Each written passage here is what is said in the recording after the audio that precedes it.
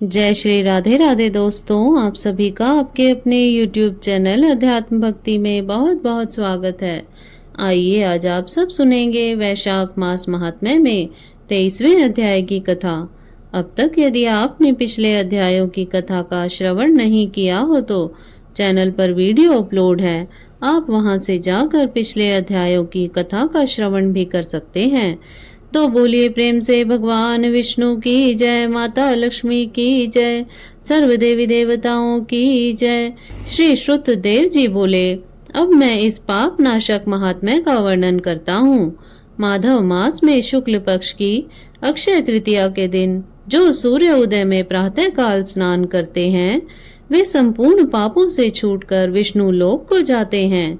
जो देवता, पितृश्वर और ऋषियों के निमित्त तर्पण करें, उसने संपूर्ण वेद आदि शास्त्र पढ़ लिए हैं, सब यज्ञ कर लिए और 100 श्राद्ध कर लिए। जो मधुसूदन भगवान का पूजन कर अक्षय तृतीया के दिन कथा सुनते हैं, वे मुक्ति पाते हैं। जो मधुसूदन भगवान की प्रसन्नता के लिए दान करते हैं, वे मधुसूदन भगवान की आज्ञा से अक्षय फल देने वाले होते हैं। यह तिथि देवता, ऋषि और पितृश्वरों की है। इसमें सनातन धर्म करने पर देवता, पितृश्वर और ऋषियों की तृप्ति होती है।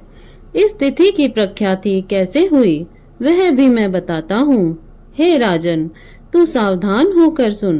प्राचीन समय में राजा बलि के संग इंद्र का युद्ध हुआ और देवता और दैत्यों का भी आपस में द्वंद्व युद्ध हुआ। इंद्र पातालवासी बलि को जीतकर फिर पृथ्वी पर उतथ्य के आश्रम में गया। वहां जाकर उसकी मंदगामिनी गर्भिणी पत्नी को देखा, जिसकी कमर में सुवर्ण सूत्र बंध कंकणी शोभा दे रही थी। उसके कंकणों की झनकार ने मदोन्मत्त भ्रमर और कोकिलाओं के शब्दों को जीत लिया था। अनेक प्रकार के वस्त्र धारण किए, मधुर भाषणी और मंद मंद हास्य युक्ता शोभा दे रही थी। उसके कुंभ सदृश पीना कुचुम से अपूर्व शोभा हो रही थी। विकसित कमल के समान उसका मुख और नील के समान नेत्र थे। केतकी के उदर के समान पित्त और मनोहर गालों वाली परिश्रम से श्वास भरती हुई दीनाक्षी पर्णकुटी की ओर मुख किए हुए थी। उसके पर्यक पर शयन करती हुई देख इंद्र को मोह उत्पन्न हुआ और वह बलपूर्वक उस गर्भिणी स्त्री से भोग करने लगा। तब गर्भस्थ पिंड ने अपने गिरने के भय से दुखी होकर अपने पांव से योनि मार्ग को ढक दिया, जिससे इंद्र का वीर्य पृथ्वी पर ही गिर पड़ा। तब गर्भस्थ शिशु पर इंद्र को महाक्रोध हुआ और रोष के मारे तांबे जैसा लाल नेत्र करके शाप दे दिया कि हे दुबुद्धे, तूने पांव से योनि द्वार को रोका है, इससे तू जन्मांध हो। तब दीर्घ माह पांवों से वीर्य संचालन से जयंत के समान हुआ। इंद्र ऋषि के श्राप के भय से शीघ्र ही भागा। उसे भागते हुए देख संपूर्ण शिष्य हंसने लगे। तब वह लज्जा के मारे पहाड़ की कंदरा में जाकर घुसा और वहां बैठकर उग्र तप करने लगा। जब इंद्र लज्जा के मारे कंदरा में घुसा तो वहां का राजा बलि, उसके साथी दैत्यगण गुप्त दूतों द्वारा भेद लेकर देवताओं पर आक्रमण करके अमरावतीपुरी दिक्पालों की विभूति और शंबरादि तथा स्वामी रहित देवताओं के राज्य का बलपूर्वक भोग करने लगे। तो अग्नि आदि सब देवता अपने रक्षक को न देख बृहस्पति के पास जा इंद्र का वृतांत पूछने लगे कि हमारा स्वामी कहाँ है। स्वामी के बिना हमारे राज्य पर दैत्यों ने आक्रमण कर दिया है। हे विभो, बहुत दिन बीत गए, इंद्र क्यों नहीं आते हैं? हे महाराज, हमें बताओ, जहाँ इंद्र हो हम वहीं जाकर प्रार्थना करेंगे। इस प्रकार जब सब देवताओं ने पूछा तब बृहस्पति बोले, रसातल में बाली को जीतकर इंद्र उतथ्य के आश्रम में गए और वहां जा उतथ्य की स्त्री से बलपूर्वक संभोग किया। इस पर उसके शिष्यों ने बड़ी निंदा की। इससे लज्जा के मारे वह स्वर्ग में नहीं आए और पर्वत की गुफा में घुस गए। वहीं पर शची सहित निवास करते हैं और अपने किए हुए कर्म पर चिंता कर रहे हैं।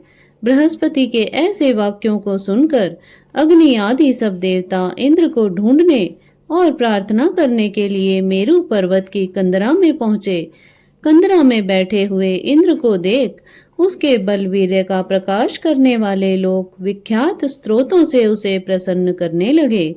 हे इंद्र, हे सब देवताओं के स्वामी, तुमको नमस्कार है। तुम्हारे बिना हमको दैत्यों ने बड़ा क्लेश दिया है, जिससे हम स्थान भ्रष्ट होकर दुख के मारे जगह जगह घूम रहे हैं। अतः तुम चलकर शत्रुओं का दमन करो। ऐसी स्तुति सुन इंद्र गुफा से बाहर आया। लज्जा के मारे नेत्र पृथ्वी की ओर और कमर को झुकाकर देखने लगा।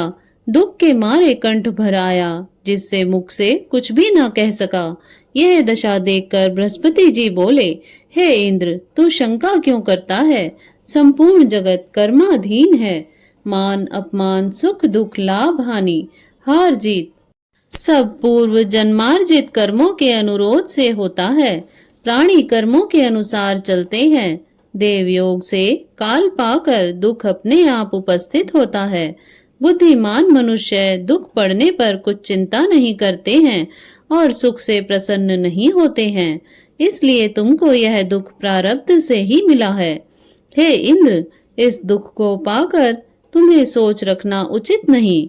गुरु की बात सुन इंद्र ने कहा, हे महानद, पर स्त्री गमन के दोष से मेरा बल, वीर्य, यश, मंत्र शक्ति, शस्त्र शक्ति, विद्या शक्ति सब नष्ट हो गई। इन सब को खोकर मैं यहाँ गुप्त निवास कर रहा हूँ। इंद्र की यह बात सुन बृहस्पति सहित सब आपस में उसको फिर बल देने का विचार करने लगे। तब बृहस्पति जी कहने लगे कि मधुसूदन भगवान के प्रिय वैशाख मास में सभी तिथियां बड़ी पुण्य रूप हैं। इसमें शुक्ल पक्ष की तृतीया अक्षय तृतीया है।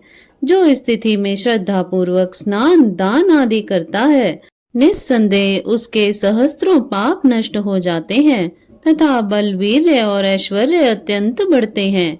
अतएव अक्षय तृतीया के दिन बलि के बैरी इंद्र द्वारा स्नान दान आदि सधर्म कराने चाहिए, जिससे उसका हित साधन हो, जिसके प्रताप से इंद्र में विद्या और मंत्र शास्त्र में पूर्ववत शक्ति हो जाएगी। बल, वीर्य और यश भी पूर्वव्रत बढ़ जाएंगे। देवताओं समेत बृहस्पति ने ऐसा विचार कर इंद्र से वैशाख के धर्म कराए। अक्षय तृतीया के दिन भुक्ति और मुक्ति देने वाले धर्मों से पूर्वव्रत, बल और वीर्य आदि बढ़ गए तथा पर स्त्री गमन का दोष भी तत्काल नष्ट हो गया।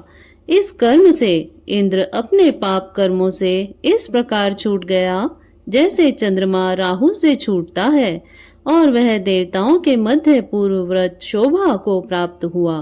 इंद्र ने देवताओं को संग ले असुरों को जीत अक्षय तृतीया के महात्म्य से सब वैभवों से मुक्त अमरावतीपुरी में प्रवेश किया। आगे शंख, तूर्य आदि बाजे बजने लगे। फिर इंद्र की आज्ञा से सब देवता अपने अपने घर गए और पूर्ववत यज्ञ आदि में अपना अपना भाग लेने लगे। पितृश्वर पूर्वव्रत पिंड भाग प्राप्त करने लगे। राक्षसों के हार जाने पर मुनि स्वाध्याय में तुष्ट हुए। तभी से संसार में यह अक्षय तृतीया प्रख्यात है। यह देवता, ऋषि, पितृगण सबको संतोष देने वाली है। अतः यह सब कर्मों को काटने वाली सबसे पुण्यात्मा है। यह अक्षय तृतीया मनुष्यों को भक्ति और मुक्ति देने वाली है। तो इस प्रकार से श्री स्कंद पुराणीय वैशाख महात्म्य में नारद एवं अम्बरीश के संवाद में अक्षय तृतीया महिमा कथन नामक 23वां अध्याय पूर्ण हुआ। तो बोलिए प्रेम से भगवान विष्णु की जय, माता लक्ष्मी की जय, सर्व देवी देवताओं की जय।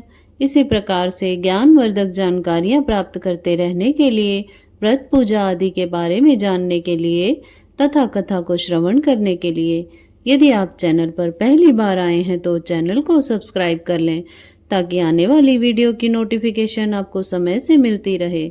वीडियो को लाइक करें, शेयर करें। सुखी रहें, स्वस्थ रहें। जय श्री राधे राधे। धन्यवाद।